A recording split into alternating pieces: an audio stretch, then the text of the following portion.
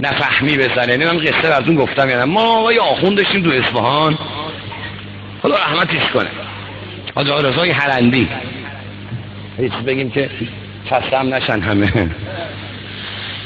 24 تا زن داشت، واقعا هنرمند، خدا رحمتش کنه. حتی خدمت امام زمان هم می‌رسید ها.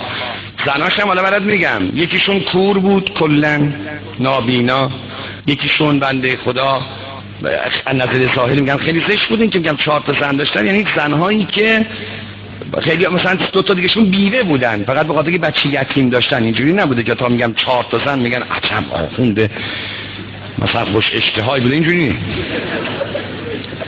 ایشون میگفت که رو منبر تو ماه رمضان یکی اومد به من گفت که حاج آقا رضا ما رمضان است، خب روز اولم که آدم تا بیاد عادت کنه که ما رمضان است طول میکشه تا پیروز میخورده سو حالا نباید بخوره دو. خب ما رفتیم تو خونه و دیدیم گشتمون است و اصلا یادمون نبود که ما رمضان است و روزه ما اینا.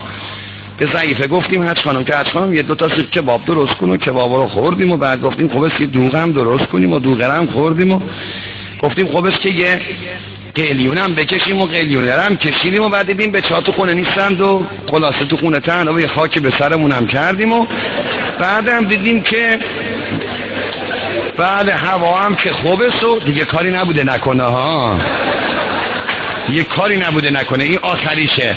دیدیم که هوا خوب است و گفتیم خوب است همون نریقا همین تو حوض اصفهان خونه های قدیمی خیلی هست، خوب است یه همین تو قسطمون رو تو حوض بکنیم. پریدیم تو آب و وقتی پریدیم تو آب حتی آقا کلمون پیشونیمون خورد کفی زمین ها. بعد یه وقت بدم ما روزه بودیم،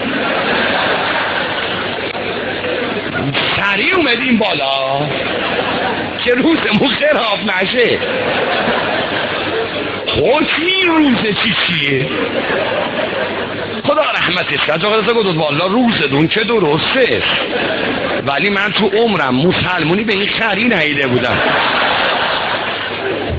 تمام مبتلات قوم و انجام داده، آخری کار تازه فهمیده دیگه. هر کی خطبه قدیر رو بشنوه و بخونه و نگه یا علی دیگه خیلی التماس دا مثل همون رفیق خودمون میشه.